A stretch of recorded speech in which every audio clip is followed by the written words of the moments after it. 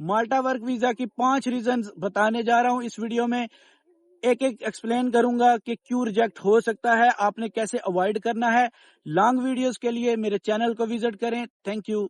अस्सलाम वालेकुम, welcome back to another brand new video. तो कैसे हैं आप सब? उम्मीद करता हूं आप सबकी ईद अच्छे से गुजरी होगी और आप जहां भी होंगे खुश होंगे, हैप्पी होंगे। तो उम्मीद है कि आप सेलिब्रेट कर रहे होंगे अपनी ईद को। स्टिल अगर आपकी कंट्री में आज थर्ड डे है ईद का, तो अगर सेकंड डे है तो फिर तो आप वैसे ही मजे कर रहे होंगे।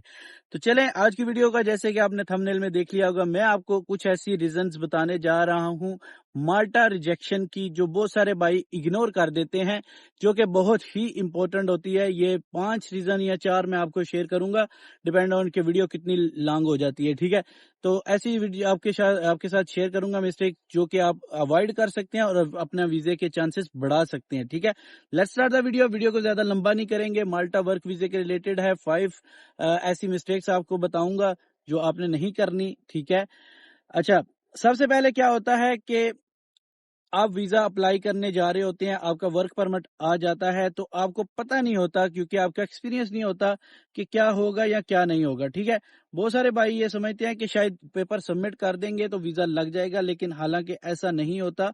इसमें बहुत सारी वजूहत होती हैं वीजा ना लगने की। ठीक है, तो सबसे पहले ही जो मेन और वन ऑफ दी है वो बताऊंगा, और फिर लास्ट पे एक जो है बहुत इंपॉर्टेंट वो बताऊंगा। ठीक है, 2 बहुत इंपॉर्टेंट है, बाकी भी नॉर्मल है, लेकिन वो भी वीजा रिजेक्शन के चांसेस करवा देती है। ओके, सबसे पहले जो है फेक एम्प्लॉयर। अब सब बोलेंगे कि फेक एम्प्लॉयर कैसे हो सकता है, हमारा वर्क परमिट निकला है, सब कुछ निकला है, फिर कैसे हो सकता है फेक।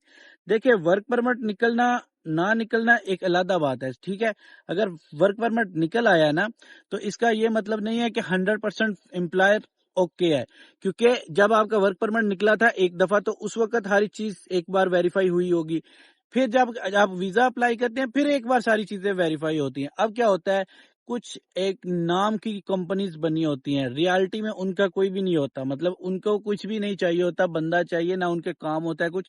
सिर्फ कुछ लोग क्या करते हैं कि कंपनीज बना लेते हैं। ठीक है, और कंपनीज बनाने के बाद एम्प्लॉय हायर करते हैं और उनके वीजे कैंसिल करना शुरू कर देते हैं, सिर्फ पैसे कमाने के चक्कर में। ठीक है, एक तो ये बहुत बड़ी रीजन है, और इसी वजह से वीजे रिजेक्ट हो जाते हैं, क्योंकि जब सेकंड टाइम सीवीयू में होती है तो आप सबको पता है, तो ये वजह एक नंबर जो है कि फेक एम्प्लॉयर से बचना है। वो आप कैसे करेंगे, आप खुद भी कंपनी को सर्च करें, प्रॉपर उस पर इन्वेस्टिगेशन करें।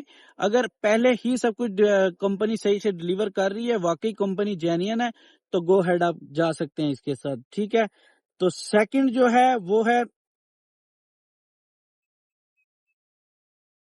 आपको चीजें एक्सप्लेन करनी पड़ती हैं कि आप माल्टा क्यों जा रहे हैं। ठीक है, बहुत सारे भाइयों को पता होगा, जब वीजा माल्टा का रिजेक्ट होता है या आता है, तो उस पर क्लियरली मेंशन होता है कि justification of purpose is not clear. ठीक है, मतलब आपका जो जाने का मकसद है वो क्लियर नहीं है, तो वो आपने ऐसे डॉक्यूमेंट्स प्रोवाइड करने हैं, ऐसी चीजें प्रोवाइड करनी है कि आप जो एम्बेसी में वीजा ऑफिसर बैठा हुआ है उसको आप कन्विंस कर सकें, उसको आप बता सके कि मैं जेन्युइन पर्सन हूं, मैं काम के लिए जा रहा हूं।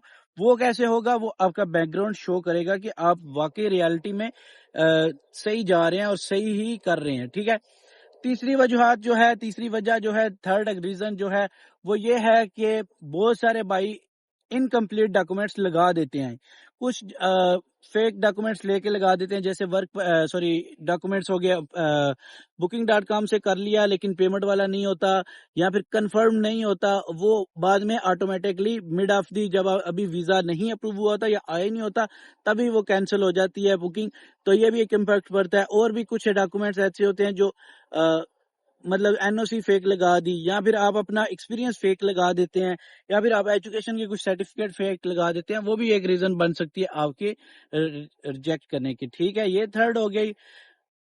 चौथी है, आपने अगर बहुत ज्यादा ट्रैवल किया हुआ है तो फिर भी आपके चांस होते हैं, और बहुत कम किया हुआ है, या फिर आपका इंटरेस्ट ही नहीं शो हो रहा उसमें, मतलब आपका पासपोर्ट बिल्कुल ही एम्प्टी है, आप किसी थर्ड कंट्री में नहीं गए या फर्स्ट टाइम अप्लाई कर रहे हैं, तो ये थोड़ा सा माइंड डाइवर्ट करता है वीजा ऑफिसर का, लेकिन ये इतनी बड़ी बात नहीं है। ठीक है, इसको इग्नोर भी कर सकते हैं। ठीक है, सबसे बड़ी जो होती है वजह, वो ये होती है कि फेक एजेंट्स के चक्कर में आ जाते हैं। ठीक है, دیکھیں میں آپ کو اس کا سیدھا سا بتاتا ہوں کیا ہوتا ہے. فیک ایجنٹ یا ایجنٹ کیسے غلط گائیڈ کرتے ہیں.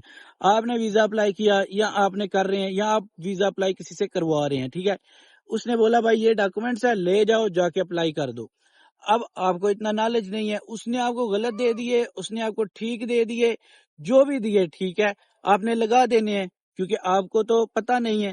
اب اس میں بہت سارے غلط بھی ہوں گے کیونکہ اس نے اپنے پیسے بچانے کے چکر میں آپ کے ڈاکومنٹس فیک لگوا دیے, ٹھیک ہے. تو یہ ایجنٹ کے تھرو بھی ویزا ریجیکٹ ہو جاتا ہے کیونکہ یہ ایک بہت بڑی مین ریزن ہے, ٹھیک ہے.